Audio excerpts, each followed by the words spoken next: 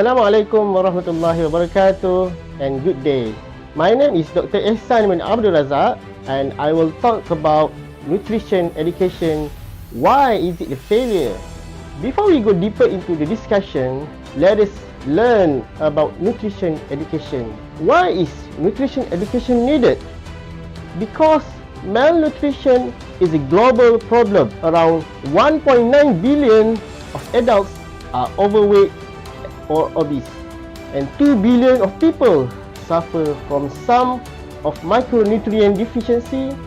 Another 161 million of children under the age of 5 are too short for the age, and another 795 millions of people do not get the food they need to live a healthy life. In Malaysia, according to the World Health Organization, there is around 17.7% of children and adolescents in Malaysia whose age is between 5 to 19 years old experiencing stunting. And according to UNICEF, there is about 23% of children in Malaysia who experience stunting, and another 50% of children suffered from underweight. According to the NHMS, the National Health Mobility Survey, which has been conducted by the Malaysian Pediatric Association, the children who experience stunting has increased from 17% in 2006 to 20.7% in 2016. Apart from that, for the same duration, the children who is underweight has increased from 12.9% to 13.7%. And according to the CNATS Malaysia, 1 of 3 family in Malaysia has lack of important nutrients such as vitamin C, iron and calcium. Unhealthy diets are the leading cause of global malnutrition. Diets and eating behaviors are influenced by many factors.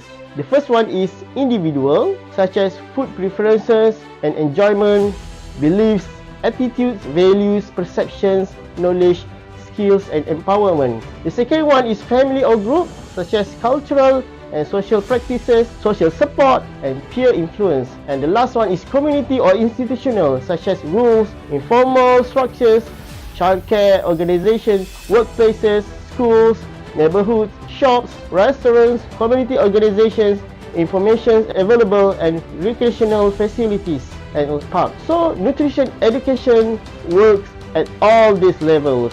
It is very important for us to know that the nutrition education is not only about giving people information. It is also about empowering people to take charge of their own diets and health, building on people's desires to be healthy, know more about diets and eat good food, understanding people's needs and what influences their diets, carrying out realistic and participatory educational activities aiming at small, appealing, doable improvements what people perceive and do, engaging all people who can help or hinder dietary changes, including all relevant sectors and strengthening their capacities, influencing decision makers to implement policies which promote healthy diets, and advocating for improvements in the food environment to enable healthy food choices.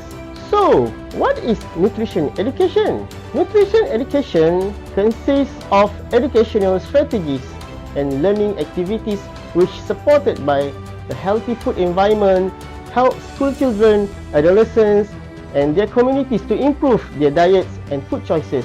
It further helps to build their capacity to act as agents of change. It actively involves all people that interact in the school setting, including children, their families, teachers, school staff, local farmers, food service staff, food vendors and government staff. Education extends beyond the classroom to engage children in meaningful food experiences that reach the whole school, household and broader community. Food and nutrition education is an essential element of school-based programs such as school meals, health services, social protection to help children and adolescents make food choices that support both human and environmental health. Nutritional problems can broadly fall into 2 categories. The first one is those resulting from insufficient intake relative to nutritional needs And the second one, those resulting from excessive and unbalanced intake of food or a particular dietary component. And nutrition education should include information on physical activity in addition to nutrition. Nutrition education program should have at least 3 components. The first component is increasing the nutrition knowledge and awareness of the public and policymakers. The second component is promoting desirable food behavior and nutritional practices. And the third component is increasing the diversity and quantity of family food supplies. So, why nutrition education is a failure? According to Dr. Baranowski, who is a professor in pediatrics who has conducted studies on behavioral nutrition, he has found that the nutrition education programs are generally not working based on 57 scientific reviews, and he has attributed this to the 3 major factors, which are poverty, parents and advertising. Another study conducted in primary school in South Korea on nutrition education among nutrition teachers and school dietitians have found that the top 4 barriers to the implementation of nutrition education were: first, heavy workload; the second one is lack of systematic curriculum; the third one, lack of perception of nutrition education by school administrators and teachers; and the fourth one is lack of continuing education for nutrition teachers and school dietitians. Another study conducted in rural schools in Indonesia have identified few barriers of implementing a nutrition education program for adolescents, and these barriers can be categorized into 3. The first one is capacity of teachers, such as lack of training and nutrition knowledge. The second one is school support, such as lack of funding, and the third one is external environment, such as unhealthy street vendors and parents' lack of nutrition awareness. So, based on these studies, we can say that the failure of nutrition education can be contributed by 3 barriers. The first one is personal barrier, the second one is environmental barrier, and the third one is systematic barrier. One of the personal barrier is poverty. Why poverty? Because poorer kids are especially at risk of eating unhealthy food, because the unhealthy food is cheaper and more easily available than healthy food. Parents are often working, leaving children unsupervised to get their own snacks, and low-income neighborhoods have fewer good supermarkets with fresh produce. Another barrier under personal barrier is lack of interest on nutrition education, and this can be due to difficulty in understanding different languages due to different ethnics or races. And the lack of interest on nutrition education can lead to lack of knowledge on nutrition, and this will subsequently contribute to unhealthy food intake. Ada pelbagai kaum di Malaysia ni kan, kita ada Cina, ada India dan bahasa-bahasa lain lah. So biasanya bahan kita tu sama ada dalam bahasa Melayu ataupun bahasa Inggeris lah. So mungkin ada certain community tu macam Indian ke Chinese yang tak faham bahasa Melayu, ataupun dia tak faham bahasa Inggeris juga dua-dua. Jadi kita perlu translate lah kepada bahasa-bahasa yang lain ni, tapi dia mengambil masa dan kos jugalah, sebab kita perlu ada penterjemah dan dia kena di verify dan sebagainya. So itu satu masalah jugalah. Dan lagi satu, orang asli pun ada masalah juga dari segi nak faham bahasa Melayu ke bahasa Inggeris kan. Dari segi bahan-bahan yang kita ada tu mungkin agak terhad juga, sebab perlukan bajet yang besar juga. So kita ada printing tapi mungkin tak semua bahan lah. Dan lagi satu, kefahaman orang tu, sama ada dia faham tak apa yang kita cakap tu lah. Mungkin dia orang dalam keadaan yang tak fokus ke, keadaan persekitaran dia pun tak sesuai ke, dan suasana bising ke dan sebagainya lah. Environmental barriers, one of the factors that contribute to the failure of nutrition education is the lack of awareness among parents. Experts agree that parents have the greatest influence on their children, even a biological influence over what their children will eat. And this can be aggravated by lack of family support on healthy diet. Another big problem that I can think of is when we talk about health, we talk about nutrition. I always have those idea that those are doctors, those are Ministry of Health work. So and even like from all the years we deal with the school, we are sometimes we are actually quite difficult to persuade the school to come with us. Like in Selangor, we have so many schools, but only like 5 schools currently are implementing that, and we are trying very hard to get the school to buy in. So this is I think Malaysia biggest challenge in like nutrition education to small kids. We only put the responsibility on Ministry of Health itself, and we are not like Japan. Japan is like the whole nation is doing that. Their school, every school are compulsory doing nutrition education. They provide healthier meal to the students and all that. We are trying to catch up with that, but we still and through our suggestion, through our program, we are trying to create the environment to support this nutrition education as well. Another barrier under environmental barriers is lack of capacity of teachers, and this is based on a study which has been conducted in the rural schools in Indonesia, which has found that the lack of capacity teachers can contribute to ineffective nutrition education. This is because lack of training for the educators, which can lead to lack of knowledge, and there is also lack of adequate nutrition educators, which can contribute to insufficient education on nutrition on school children. Actually, a few years back, quite some years back, we had a pilot study to put one nutritionist full-time to a school to monitor the canteens, to run all the nutrition education activities, even for the students, for the teachers, and for the parents. However, the government don't actually take this seriously, and that was just a pilot project. We don't actually roll out to the country.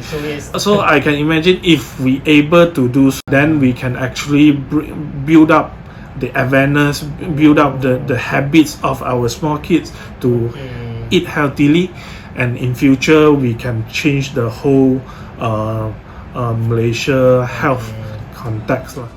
The next one is lack of school support, such as low perception of nutrition education by school administrators and teachers, the lack of educational equipment for nutrition education, and the time constraint, such as lack of hours allocated for nutrition education. Actually, in school, nutrition, some of the basic nutrition knowledge are actually incorporated in their current syllabus, like their science subject and some of their pendidikan kesehatan dan jasmani. Okay, so the basic one, the is actually is in their syllabus, but we nutrition officer from Ministry of Health, we do visit to the school and do more to educate our school children. On top of that, we also have we also monitor the school canteen operation to ensure they are selling those healthier food option to our students. And on top of that, Ministry of Health also, we do have a program called Hidangan Sehat Kids for the school canteen. Means the school canteen operator can actually follow the menu, the healthy menu set by Ministry of Health, and prepare the food for the students. Environmental barriers are unhealthy street vendors, and also the availability of space or equipment for physical activities, and the availability of healthy food choices. For systematic barriers, the lack of systematic curriculum of nutrition education and the lack of a standardized nutrition education program could also contribute to the ineffective nutrition education, as evidenced by the study in South Korea, which have been mentioned before.